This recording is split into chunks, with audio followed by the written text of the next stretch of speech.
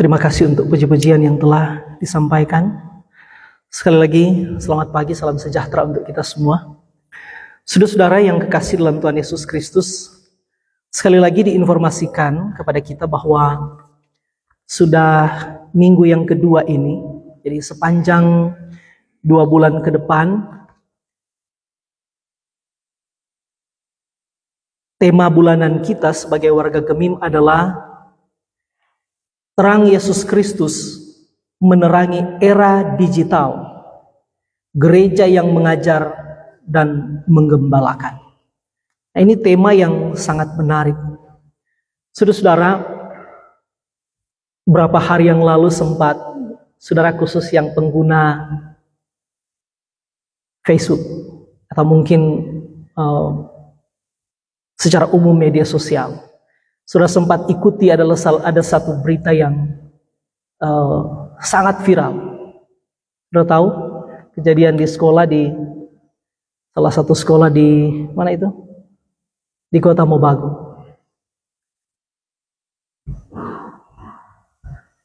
Saudara boleh belajar apa dari itu?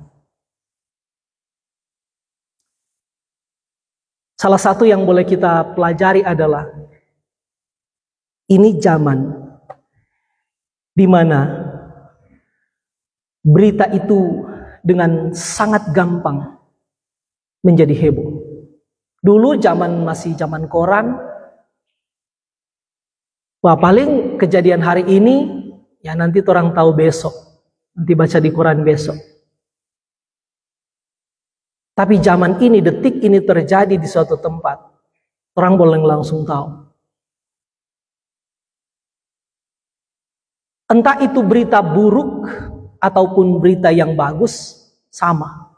Berpotensi untuk menyebar dengan sangat cepat.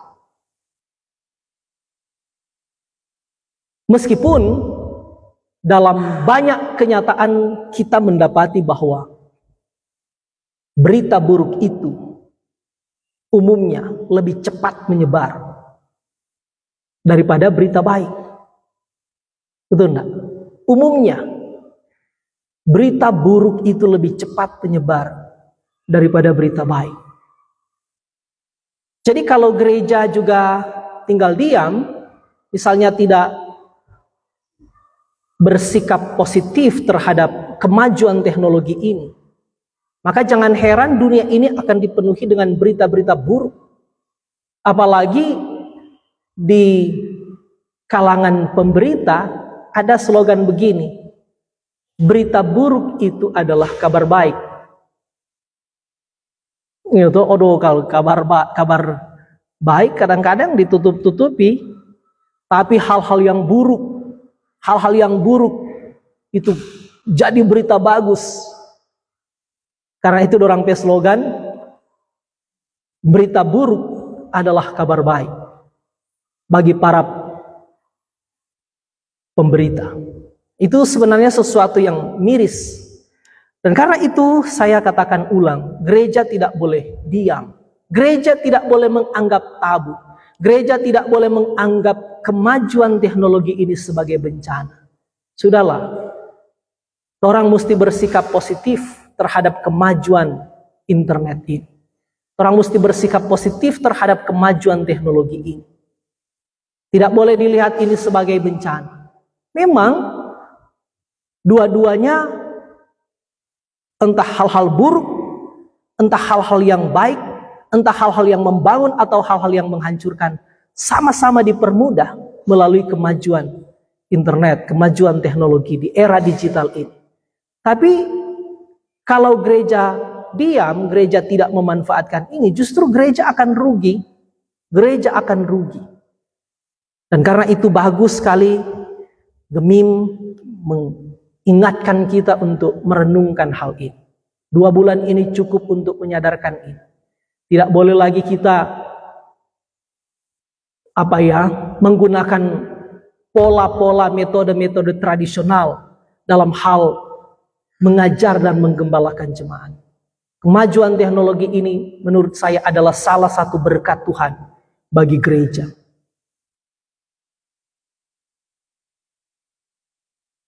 Dan karena itu sekali lagi orang bersyukur bahwa kami mengingatkan orang untuk merenungkan ini secara sadar, secara sungguh-sungguh. Waktu-waktu yang lalu kan cuma singgung-singgung, tapi ini betul-betul dijadikan tema renungan gereja.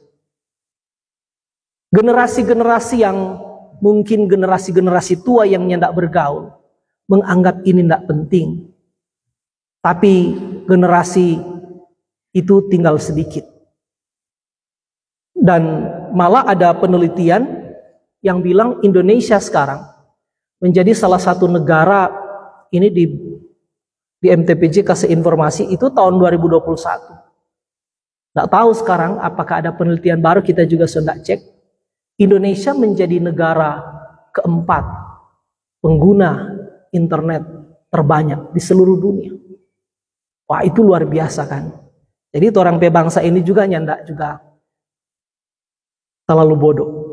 Meskipun di satu pihak sambil semakin banyak orang yang secara masif memanfaatkan kemajuan teknologi, tapi di lain pihak orang tetap bergumul juga bahwa masih banyak orang yang ya cara-cara berpikirnya masih tetap menyimpan hal-hal yang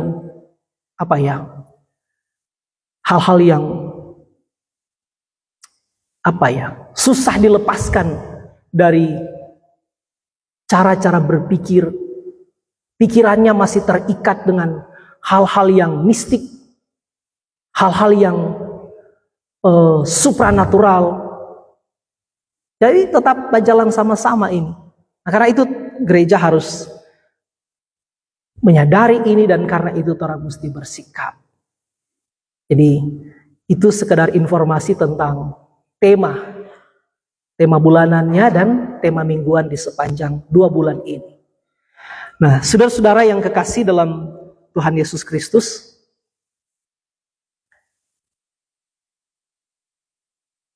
minggu ini kita membaca Ulangan pasal 31. Saya akan Ulangan 31 ayat 9 sampai 13. Saya mengajak kita menyoroti paling kurang 4 hal. Paling kurang 4 pokok dari bagian ini. Silahkan, saya di mimbar ini memberikan prinsip-prinsip umum, memberikan pokok-pokok saja, meskipun bukan berarti juga cuma singkat.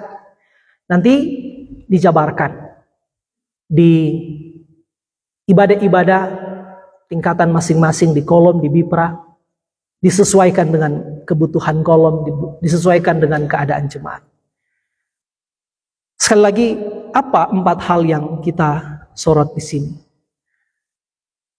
Yang pertama, bagian ini ketika kita membaca, bagi saya kita melihat bagaimana Musa setelah dia menulis, jadi orang bersyukur Musa dipakai oleh Tuhan untuk menulis. Tentu yang dia tulis cuma hukum Taurat. Tapi orang bersyukur Tuhan memakai bukan hanya Musa tapi juga nabi-nabi dan kemudian rasul-rasul dan orang-orang lain untuk menuliskan Alkitab sehingga orang punya lengkap. Musa setelah dia menuliskan firman Tuhan ini, lalu dia menyerahkan ini di akhir hidupnya sebelum dia mati. Warisan yang paling agung dari Musa adalah Taurat. Susah dibayangkan bagaimana kalau Musa tidak tulis firman ini, kalau dia tidak wariskan ini kepada generasi sesudah dia. Betapa pentingnya firman Tuhan yang otoritatif itu ditulis, didokumentasikan, dan diwariskan menjadi warisan abadi, menjadi warisan kekal dari generasi ke generasi. Sehingga firman Tuhan itu menjadi pusat kehidupan. Baik umat Israel pada waktu itu, maupun orang-orang sesudah mereka. Sampai pada zaman kita. Bukan berarti selain firman Tuhan, kita tidak mengakui otoritas yang lain. Saudara tahu salah satu prinsip penting di dalam gereja reformasi adalah sola scriptura. Maksudnya hanya Alkitab. Alkitab adalah satu-satunya yang memiliki otoritas mutlak. Otoritas yang tidak pernah salah. Otoritas yang tidak mungkin menyeleweng. Otoritas yang tidak mungkin dibantah. Satu kali lagi saya katakan, bukan berarti gereja tidak membutuhkan otoritas yang lain. Kita perlu otoritas pemerintah, kita perlu otoritas pemimpin gereja, kita perlu otoritas guru, kita perlu otoritas orang tua. Kita memerlukan itu. Tapi kita dalam kesadaran otoritas pemerintah, otoritas pemimpin gereja, otoritas guru, otoritas orang tua, otoritas yang lain bisa salah, bisa menyeleweng, bisa meleset, bisa keliru, bisa dikoreksi. Tapi Alkitab adalah satu-satunya yang otoritasnya mutlak. Amin. Itu harus menjadi prinsip penting gereja reformasi. Dan kita bersyukur gereja kita, gereja Masehi Injili di Minahasa adalah gereja reformasi, gereja Calvinis, dan harusnya menjadi gereja yang memegang teguh prinsip sola scriptura. Satu kali lagi kita bilang, orang perlu otoritas yang lain. Tapi otoritas itu harus tunduk di bawah otoritas Alkitab. Karena itu orang lihat, ketika Musa setelah menulis ini, dikatakan dia kemudian menyerahkan kitab itu, hukum Tuhan itu kepada siapa? Kepada imam-imam dan kepada tua-tua Israel. Kenapa dibedakan? Imam-imam ini secara sederhana, mereka bertanggung jawab atas kerohanian umat. Mereka bertanggung jawab terhadap pelayanan di rumah Tuhan. Mereka bertanggung jawab untuk memastikan pertumbuhan iman. Jadi mereka adalah pelayan-pelayan rohani. Tapi para tua-tua, mereka punya tanggung jawab sipil. Mereka bertanggung jawab untuk mengurus urusan-urusan sosial. Mereka bertanggung jawab untuk mengatur hukum-hukum di dalam masyarakat. Jadi kalau boleh bahasa lebih sederhana, baik pemimpin agama maupun pemimpin masyarakat harus bersandar, harus tunduk kepada otoritas firman Tuhan. Amin. Nah, ini yang menjadi poin pertama dari bagian ini. Sehingga satu kali lagi saya katakan, poin pertama yang hendak disorot di bagian ini soal firman Tuhan sebagai satu-satunya yang berotoritas terhadap kehidupan. Firman Tuhan menjadi pusat kehidupan. Kehidupan beragama, kehidupan bermasyarakat. Ada satu kalimat bagus dari Mark Dever. Selama masyarakat belum hidup di bawah Injil, selama itu kekacauan akan terus terjadi. Saya kira itu kata-kata yang sangat agung. Mark Dever menulis satu buku yang bagus, judulnya 9 Tanda Gereja yang Sehat. Salah satu ketika dia bicara tentang poin penginjilan, dia bilang, selama masyarakat belum hidup di bawah Injil, selama itu kekacauan akan terus terjadi. Hanya Injil yang bisa mengubah masyarakat. Amin. Dan karena itu kita lihat poin ini menjadi penting. Firman Tuhan, dia tidak hanya tulis, lalu dia simpan menjadi miliknya sendiri. Tapi dia jadikan itu sebagai warisan kekal. Sebagai pemimpin umat, sebagai nabi. Dia telah dipakai oleh Tuhan Musa.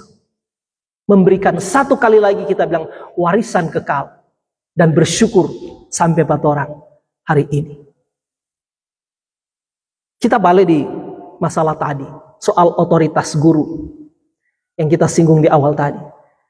Dulu orang, saya kira mungkin sebagian besar orang yang hadir di ibadah ini, Kang, rata-rata mengalami itu.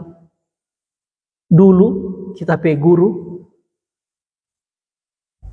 pokoknya jam 7.00, dia so tunggu di muka pagar. Nah, kita tidak cuma tape guru. Karena tape guru itu masih ada dan mungkin dia akan lihat ini rekaman. Dia so tunggu di pagar. Dia so tunggu dengan Mister Kayu. Ya bagi di betis. Tiap pagi periksa kesehatan. Saya pagi nih. Kuku. Pagi. Tapi guru ada tapi wali kelas SD dulu. Sampai sekarang tuh encik masih ada. Kita tidak tahu berapa banyak rambu yang pernah tak cabut. Dia angkat di sini sampai kita ingat sampai jam meleleh air mata karena sakit sekali dia angkat di sini. Tapi itu orang tidak berani lapor orang tua. Kenapa? Kalau sampai kita lapor, wah, bukan sama yang itu di kota itu. Justru waktu lapor, orang tua tambah. Oh berarti kan ada nakal. Sini nggak Bapak tambah. Nggak mau tanya lagi. Harusnya kan yang benar ada masalah apa. Coba terangkan dulu Bapak. Jelaskan dulu Bapak. Mari kita Bapak enggak. Pokoknya kalau dia dapat tahu. Jadi orang anak-anak enggak pernah lapor. Tapi kalau dia lihat, rupa ada tanda mistar di kaki ini tuh mistar kayu tuh. Dia semua tanya, siapa itu? Ibu guru udah bagi. Oh sini. Enggak tanya apa itu, langsung tambah. Apalagi kalau lapor. Tapi sekarang heran sekali. Atas nama penegakan HAM, guru-guru seolah-olah tidak dihormati otoritasnya. Guru-guru yang berusaha menegakkan disiplin justru sering diperlakukan dengan tidak adil. Nah, sudah kalau guru-guru cuma bawa pikir masa bodoh kan, sudah terserah ngana mau jadi apa. Tapi saya kira kalau guru juga masa bodoh, ya mau jadi apa ini bangsa ini? Bangsa kita memerlukan guru. Saudara, ada cerita yang menarik mungkin saudara juga semua tahu kan? Setelah Jepang dibom oleh Amerika, peristiwa Hiroshima dan Nagasaki itu. Justru setelah selesai masa-masa krisis itu, Kaisar Jepang waktu itu, dia mengeluarkan satu pernyataan yang sangat terkenal dan terus menjadi inspirasi. Hal pertama yang dia tanya setelah peristiwa itu adalah, masih berapa guru yang tersisa di bangsa kita? Masih berapa guru yang tersisa? Dia tidak tanya, berapa tentara yang tersisa? Berapa polisi yang tersisa? Berapa rakyat yang tersisa? Berapa ekonomi yang tersisa? Berapa jutawan yang tersisa? Berapa orang kaya tersisa? Tapi yang dia tanya adalah, berapa guru yang tersisa di bangsa kita? Dia tahu betapa pentingnya otoritas guru untuk membangun bangsa. Tapi sekarang sangat, ya kita juga boleh bilang terus terang sangat mengecewakan.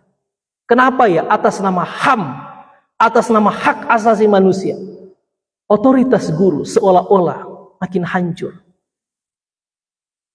Ini adalah perlakuan bangsa yang tidak benar terhadap guru.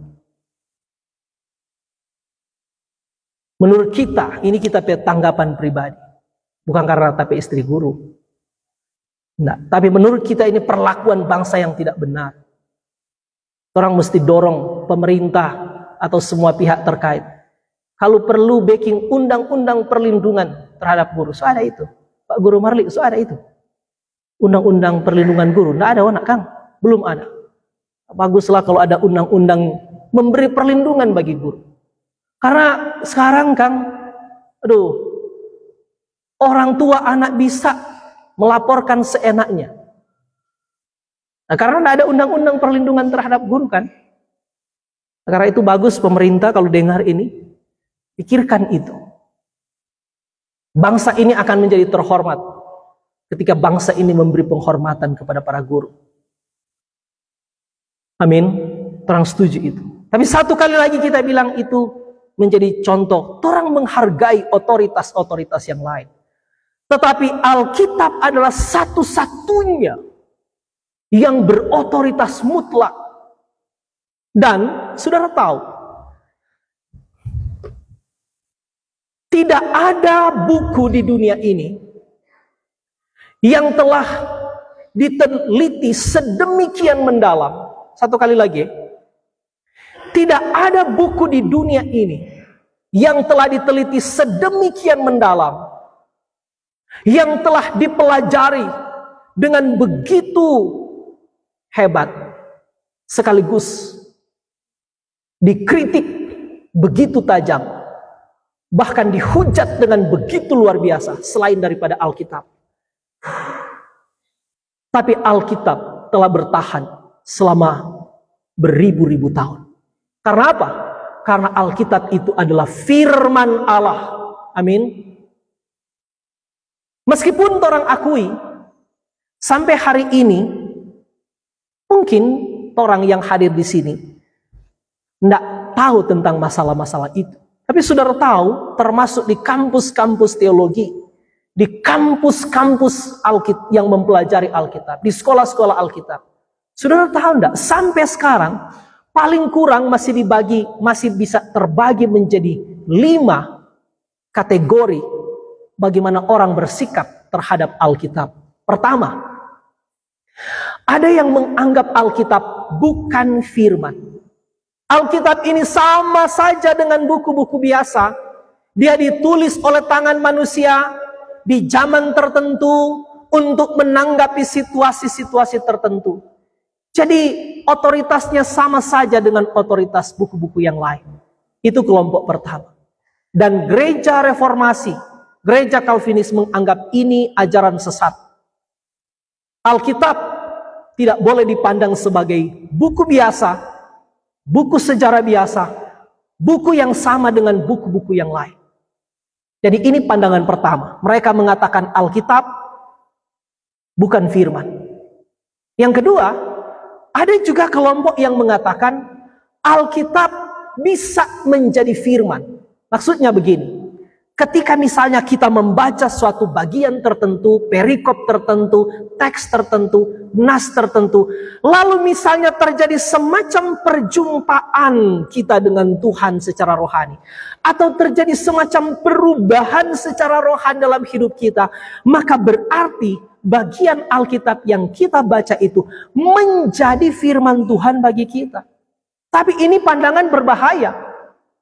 Bisa saja kan terjadi begini. Ketika saya membaca, saya mungkin sangat dipengaruhi oleh teks itu. Terjadi semacam perubahan rohani dalam diri saya. Tapi mungkin orang lain membaca bagian itu, mereka menganggap biasa-biasa saja. Maka penentuan Alkitab itu firman atau bukan sangat subjektif. Dan dengan demikian, Alkitab tidak menjadi standar formal yang berlaku universal. Karena bagi orang bisa menjadi firman, tapi bagi orang lain bisa tidak menjadi firman. Itu pandangan yang berbahaya dan sangat menyesatkan. Tapi bahkan ada tokoh-tokoh besar di dalam gereja yang mendukung pandangan ini. Tapi saya memberikan gambaran umum saja. Yang ketiga, ada juga yang bilang Alkitab berisi firman. Maksudnya berisi apa? Maksudnya tidak semua bagian Alkitab Kejadian sampai Wahyu itu adalah firman. Yang mana yang firman tergantung mana yang masuk akal.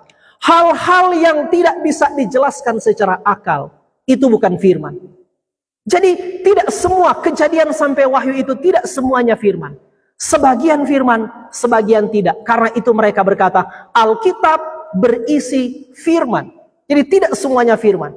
Cerita-cerita tertentu atau bagian-bagian tertentu, nas-nas tertentu, bukan firman. Contoh,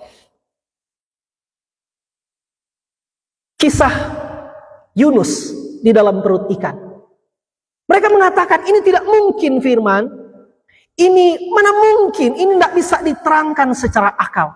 Mana mungkin ada orang yang boleh ditelan oleh ikan yang besar. Dan sebesar apa pula ikan itu. Dia menelan Yunus, lalu Yunus tidak mati.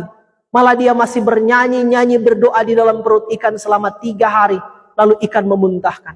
Mereka mengatakan ini bukan firman. Ini hanya semacam didactic story.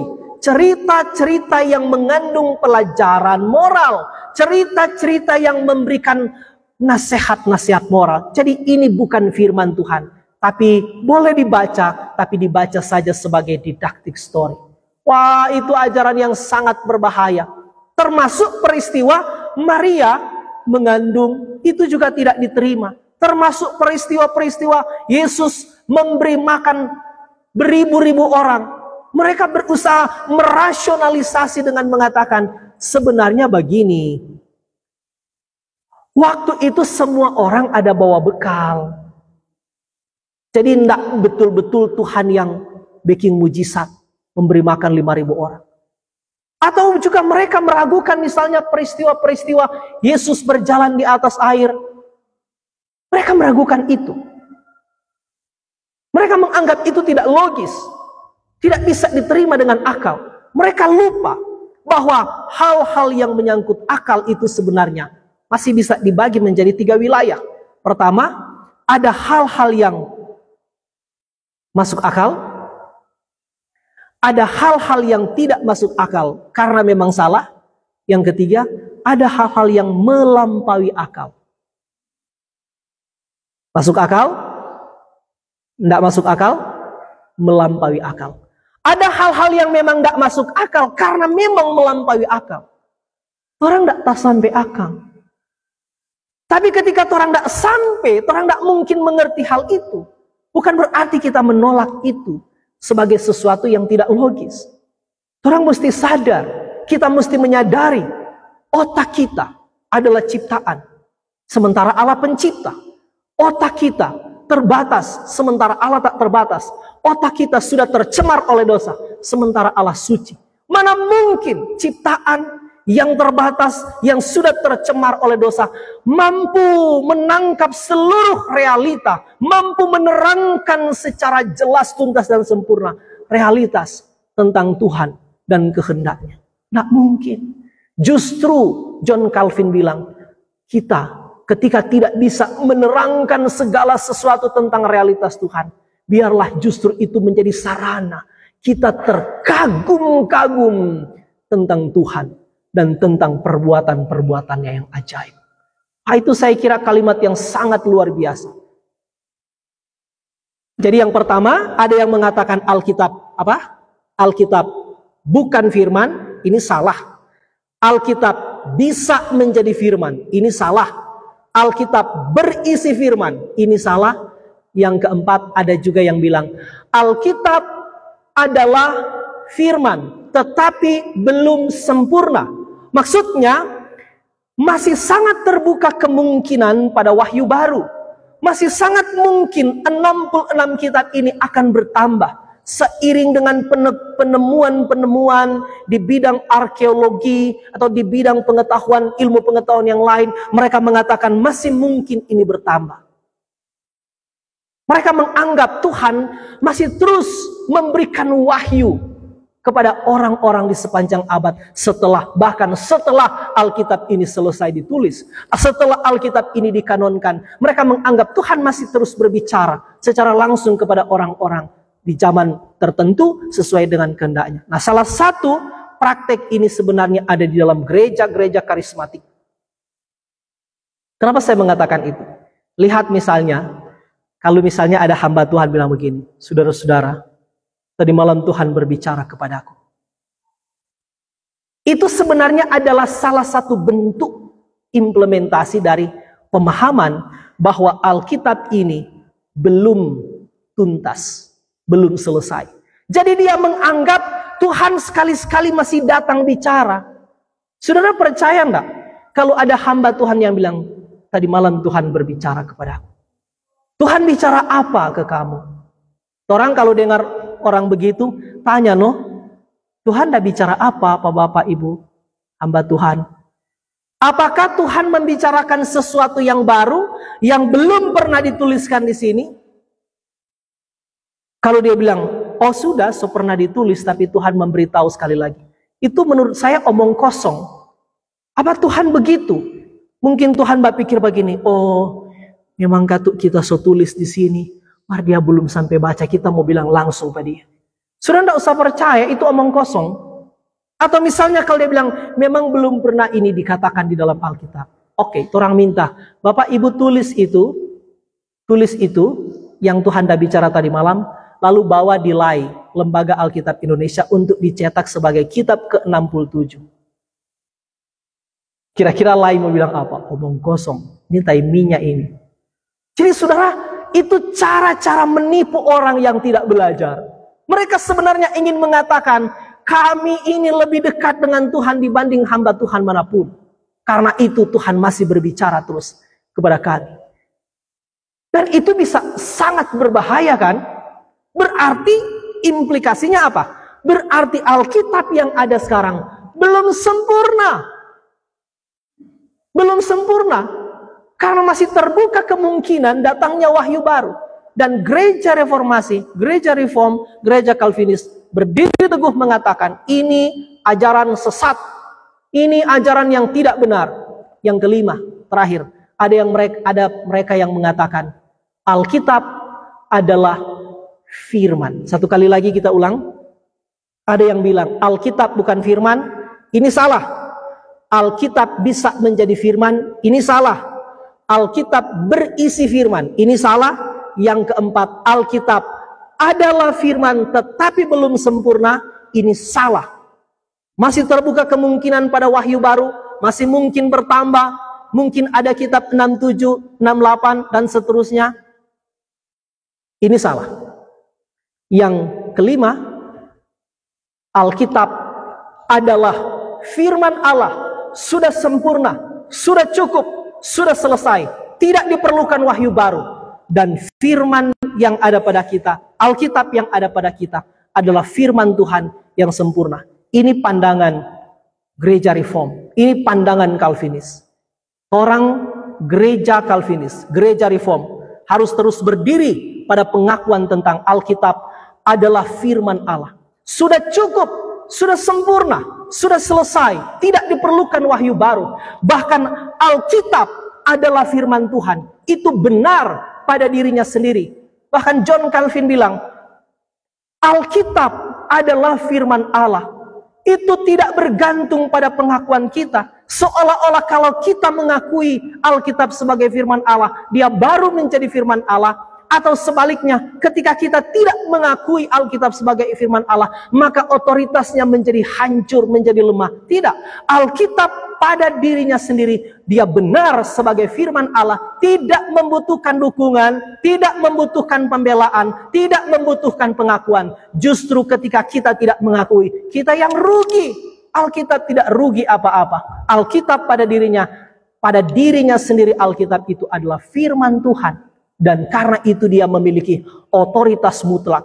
Otoritas yang tidak mungkin salah. Otoritas yang tidak mungkin keliru. Yang tidak mungkin meleset. Karena dia adalah firman Allah yang tertulis. Amin. Nah, orang gereja mesti terus mengingatkan ini.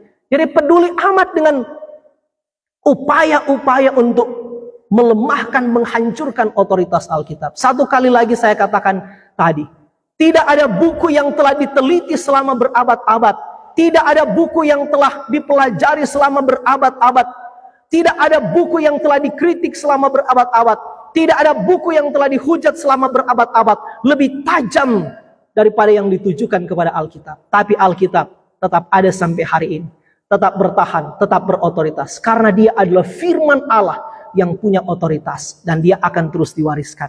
Nah, ini penting untuk terus disadarkan sebagai inspirasi dari bagian Alkitab yang kita baca. Musa menuliskannya.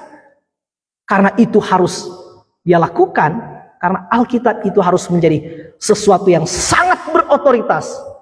Untuk menjadi pusat, menjadi dasar kehidupan.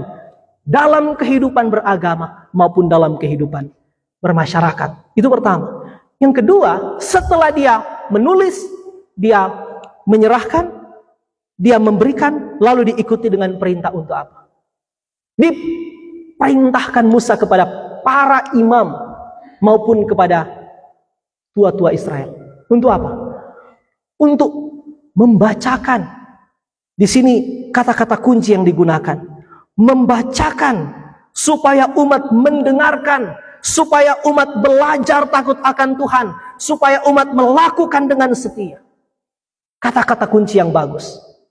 Supaya firman Tuhan itu dibacakan, dipelajari, dilakukan dengan setia. Ini hal-hal yang luar biasa. Musa bilang, bacakan hukum itu.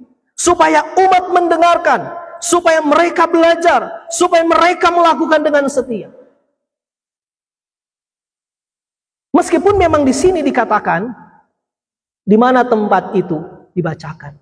Waktu umat berkumpul, secara khusus memang yang disorot di sini, dikatakan pada salah satu hari yang penting. Setiap 7 tahun, orang Israel berkumpul. Bukan berarti ayat ini mau bilang nanti setiap 7 tahun baru firman Tuhan itu dibacakan. Bukan. Tapi itu memang menyorot peristiwa khusus. Hari itu menjadi hari pemulihan. Hari pembebasan hutang. Setiap 7 tahun hutang-hutang di semua lapisan masyarakat dihapuskan. Semua orang berhutang dibebaskan. Tanah-tanah pun setelah 7 tahun itu tidak boleh ditanami, dibiarkan begitu. Jadi ini untuk apa? Pemulihan. Hari itu mereka berkumpul dengan sukacita. Jadi bukan hanya pemulihan tanah, bukan hanya pemulihan relasi-relasi sosial, tapi ini menjadi saat pemulihan rohani. Mereka hari itu berkumpul dengan sukacita, secara khusus disorot pada akhir 7 tahun, tepat pada perayaan Hari Pondok Daun. Saudara tahu Hari Pondok Daun itu adalah salah satu hari raya besar, hari raya penting. Orang-orang Israel setelah mereka menjalani padang gurun selama 40 tahun, salah satu hari raya yang diperintahkan untuk mereka peringati, kalau mereka sudah sampai di tanah Kanaan adalah Hari Raya Pondok Daun. Jadi, siapa dibilang Pondok Daun? Ya karena memang hari raya itu mereka disuruh untuk membuat pondok-pondok yang hanya terdiri dari ranting-ranting, daun-daun. Untuk apa ini? Salah satunya adalah untuk mengingat betapa sengsaranya mereka di padang gurun. Mereka tidak punya rumah permanen, tapi betapa hebatnya Tuhan telah memelihara mereka. Jadi perayaan itu, perayaan yang sebenarnya perayaan penuh sukacita. Tapi Musa bilang justru di saat itulah firman Tuhan ini harus dibacakan. Harus dibacakan. Supaya apa? Supaya sukacita mereka didasarkan pada firman. Sukacita mereka dikontrol oleh firman. Sukacita mereka berpusat pada firman. Sukacita mereka bersumber dari firman. Ajarkan itu. Jadi memang ada otoritas di dalam gereja. Para pemimpin rohani, para pelayan umat punya tanggung jawab untuk mengajarkan ini secara konsisten, secara terencana. Gereja yang tidak lagi mau belajar firman Tuhan, itu menjadi gereja yang bahaya. Kemarin di sidang majelis wilayah, saudara mungkin lihat kita ada status kemarin. Ketua wilayah Sonder 1 Pendeta Reki Rantung, waktu dia memberikan nasihat-nasihat di sidang, ada kalimat-kalimat yang saya suka. Kalimatnya sederhana sekali tapi bagus. Dia bilang begini, kalau ibadah-ibadah kita tidak mementingkan kualitas, khotbah-khotbah tidak berkualitas, ibadahnya terburu-buru,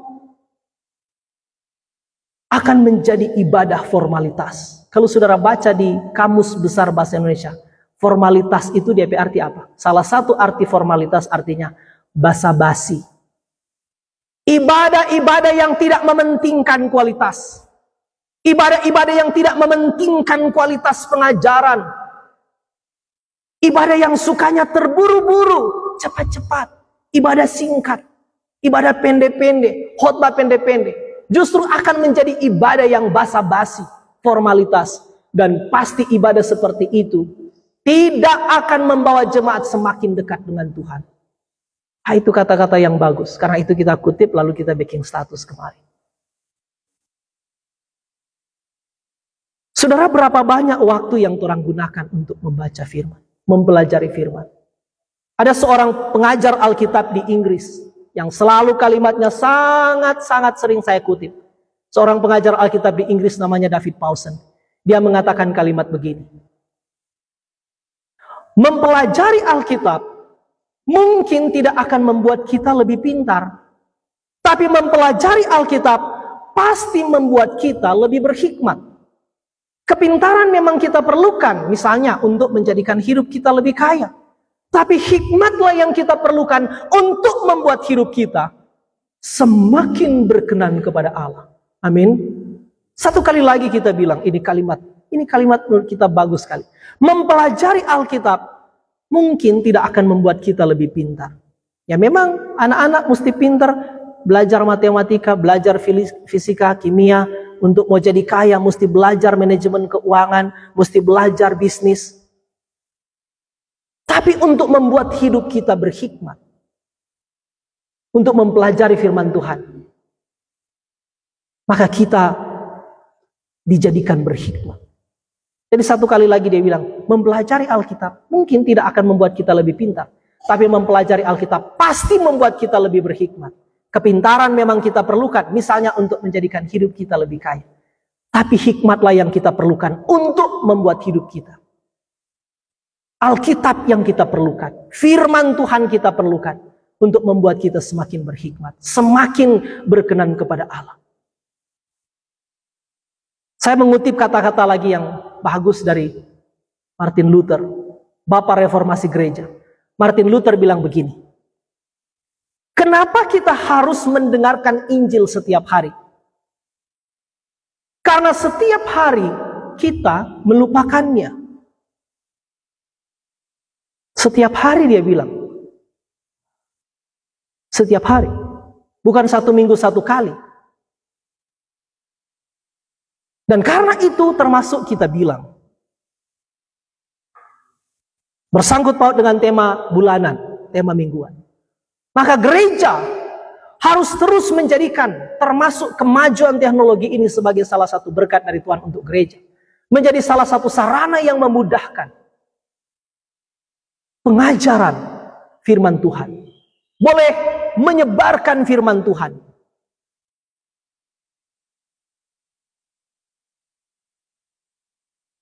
Karena itu termasuk yang saya lakukan dari mimbar ini. Orang yang hadir di sini berapa banyak?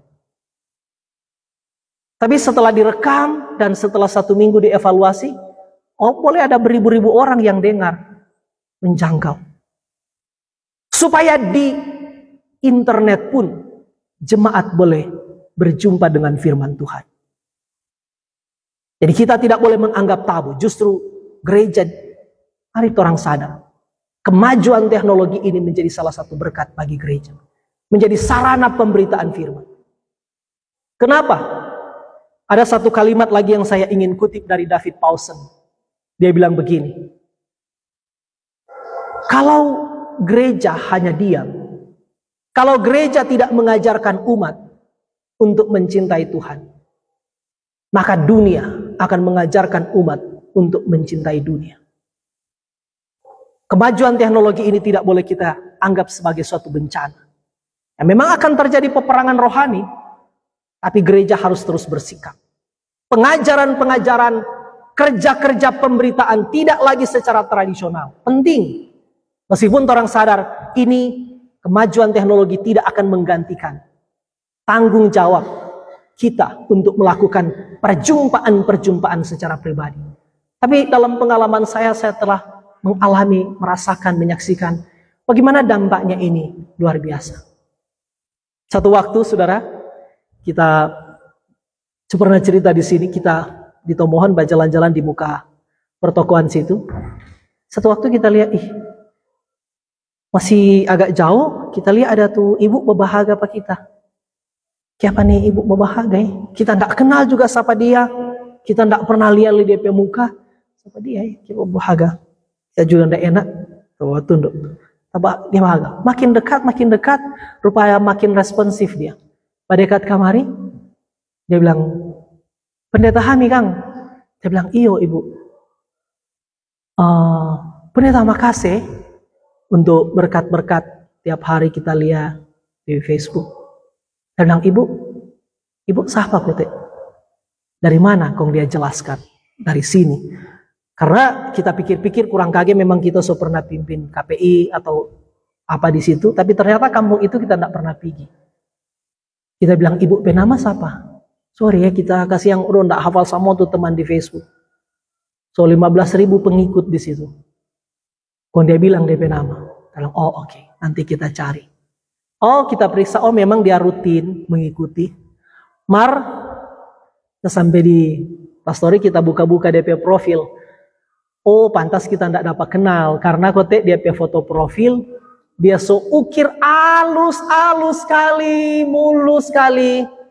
Serta lihat DP asli memang berantakan. Kita bilang orang ini, kok cuma itu lah DP foto profil, cuma satu.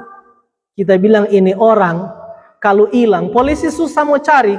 Karena kalau cuma berdasarkan tuh foto profil di Facebook, nggak mau dapat, karena DP foto profil, dia so ukir alus-alus, sampai DP alis. Saya bilang, aduh pantas tuh jalan di lorong sana nggak jadi-jadi, tuh aspal lain sotar di situ. Dia so ukir alus-alus, sampai DP muka asli dan DP muka di foto profil beda. Dia bilang, oh ini orang kalau hilang dia susah polisi mau cari. Nah, aku saya dumar. Tapi kita maksud itu salah satu contoh. Ada banyak orang yang boleh dijangkau melalui media sosial. Ini soal tanggung jawab kita. Yang ketiga, tadi kita semua kelar. Tapi ini hal-hal yang torang sorot dari bagian ini. Aspek yang torang boleh sorot di sini juga adalah, misalnya kalau saudara baca di ayat 13. Dan supaya anak-anak mereka yang tidak mengetahuinya dapat mendengarnya dan belajar takut akan Tuhan Allah dan seterusnya. Ini aspek apa? Ini soal tanggung jawab generasional. Tanggung jawab satu generasi untuk mengajarkan firman kepada generasi berikutnya. Tanggung jawab orang tua untuk mengajarkan firman ini kepada anak-anaknya. Saya pernah berulang-ulang mengatakan keluarga harus menjadi sekolah iman, di mana orang tua adalah guru, anak-anak adalah murid, dan Alkitab adalah kurikulumnya. Gereja dan sekolah hanya membantu peran orang tua. Orang tua lah yang paling bertanggung jawab untuk memastikan iman anak-anak bertumbuh. Satu kali lagi kita bilang, orang tua lah yang paling bertanggung jawab untuk memastikan apakah iman anak-anak bertumbuh dengan benar. Gereja dan sekolah hanya membantu peran orang tua. Anak-anak itu dilahirkan di dalam keluarga, dibesarkan di dalam keluarga. Mereka datang di sekolah minggu berapa jam? Mungkin cuma 1 jam. Datang di pondok gembira berapa jam? 1 jam. Tapi mereka di rumah berapa lama? Ada satu kalimat yang bagus dari Pak Pendeta Stephen Tong. Orang tua harus menjadi arsitek jiwa bagi anak-anak. Memastikan bahwa anak-anak ini bertumbuh dalam iman yang benar. Kadang-kadang orang kan tidak seperti itu. Kalau di sekolah, kalau dia berprestasi, apa juara, siapa yang duluan mengklaim? Oh, siapa dulu dong DP mama dan papa. Ya toh. Umar kalau dia brutal, nakalnya ndak karu-karuan, orang tanya, ada sekolah di mana dia? Nah, sekolah lagi yang disalahkan, guru yang disalahkan.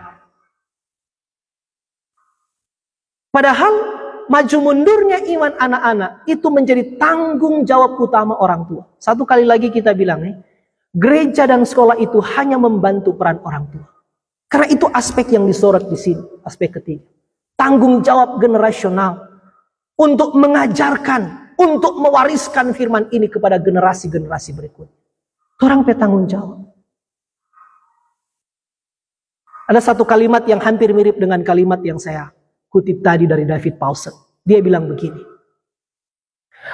Kalau orang tua tidak mengajarkan anak-anak untuk mencintai Tuhan dan firman-Nya, maka dunia inilah yang akan mengajar anak-anak kita untuk mencintai dunia. Maka berhati-hatilah kita sebagai orang tua. Kitalah yang akan memberikan pertanggungjawaban kepada Tuhan. Tentu bukan berarti pemimpin gereja, pemimpin rohani, pelayan Tuhan boleh bermasa bodoh. Tidak juga.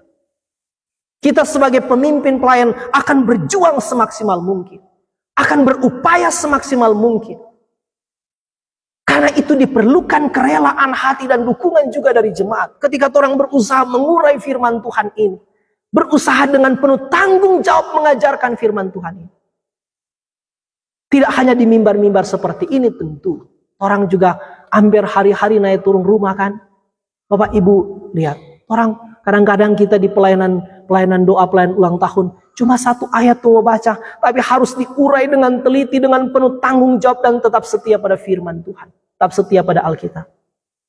Kalau mau cari gampang boleh. Cuma pergi khotbah, baca layang, khotbah layang jadi. Tapi apakah begitu? Tuhan akan menuntut pertanggungjawaban. Alkitab bilang penghakiman akan dimulai di rumah Tuhan. Penghakiman akan dimulai dari orang-orang yang menjadi pemimpin umat Tuhan.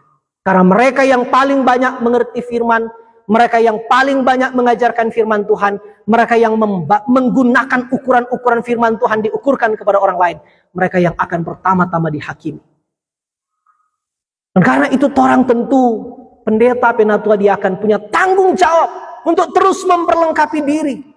Untuk terus belajar secara mati-matian bersungguh-sungguh. Supaya jemaat yang Tuhan percayakan kita layani juga bertumbuh. Untuk mewariskan firman ini. Supaya orang tua juga waktu pulang pergi mewariskan ini kepada anak-anak. Tapi kalau kita menganggap pelayanan kita periodik. Lalu kita asal-asalan, saya kira ya orang tidak ada warisan kekal. Orang hanya sekedar kumpul-kumpul hari Minggu ibadah kolom. Ya apa beda itu dengan rukun-rukun sosial. Salah satu yang membedakan perkumpulan-perkumpulan sosial dan pertemuan-pertemuan ibadah adalah firman Tuhan menjadi pusatnya. Karena itu diperlukan kesungguhan hati para pelayan Tuhan untuk belajar. Dan salah satu sarana yang Tuhan kasih kepada gereja adalah termasuk orang secara khusus. Salah satu sarana yang telah dibangun oleh Sinode Gemim adalah ibadah-ibadah PA. Setiap minggu. Itu menjadi sarana belajar. Memang nyandak semua tuh orang dah bahas di PA, orang pisaleng di mimbar, nyandak. Tapi minimal di situ memberi kita wawasan teologi. Memperluas cakrawala kita berpikir tentang firman Tuhan. Dan itu menolong kita memudahkan bagaimana memberitakan itu termasuk mengimplementasikan itu di tingkatan kita mengajarkan Alkitab itu. Di kolom masing-masing di Bipra. Jadi kalau orang juga, kalau mau bilang sibuk, semua sibuk. Sedang orang santai sibuk. Karena itu, waktu beberapa hari lalu, sekretaris jemaat dengan begitu keras. Kita lihat dia menegur itu. Baru kali itu kita lihat Pak Sek agak keras. Kita lihat dia bahkan sampai gemetar dapat bilang itu. Dia bilang banyak pelsus pandang enteng dengan ibadah pas. Entah kenapa tidak datang. Mungkin merasa jago, maaf ya. Saudara boleh marah Pak kita. Tapi buktikan kita kata-kata ini kalau salah. Bagaimana jemaat akan bertumbuh? Pelayan khusus malas belajar. Bagaimana jemaat akan didorong? Mesti 100%. Buktikan dulu. Pelsus dulu tunjukkan di ibadah pas kalau 100%. Itu orang sarana belajar. Itu orang sekolah. Tidak semua jemaat akan studi formal tentang teologi. Tapi semua jemaat harus belajar teologi. Itu tanggung jawab kami. Tapi juga ada sarana yang Tuhan kasih. Melalui ibadah-ibadah pas. Makin kesini ibadah pas makin sepi. Kita tidak tahu. Boleh backing pembenaran. Ada kok MTPC, ada renungan. Oh iyo kalau cuma begitu, semua orang boleh. So ada kok khotbah-khotbah di YouTube, ada pendeta-pendeta rela yang rekam DP khotbah. Tapi saya kira itu bukan pembenaran yang baik. Orang mesti sadar ini. Gereja ini tidak mau maju.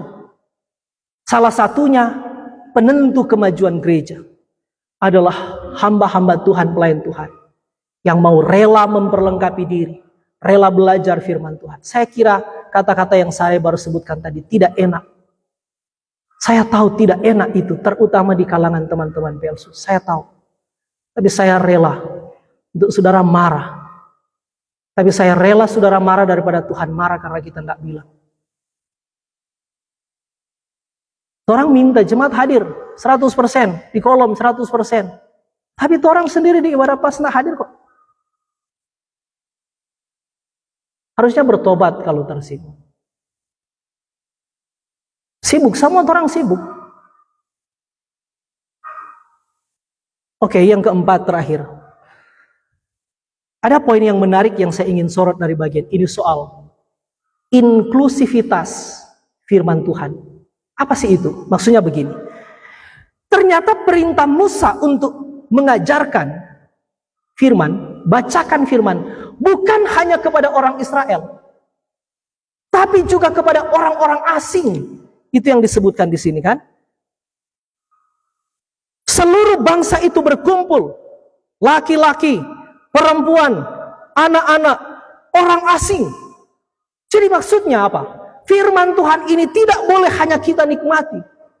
Karena itu saya juga akhir-akhir ini makin masif menggunakan media sosial supaya orang-orang yang bukan Kristen pun boleh mendengarkannya. Firman Tuhan tidak hanya menjadi konsumsi pribadi orang-orang Kristen di dalam gereja, lalu kita tutup rapat-rapat orang di luar gereja, orang-orang yang bukan Kristen, orang-orang yang belum dalam gereja tidak boleh mendengarkan firman Tuhan. Tidak boleh.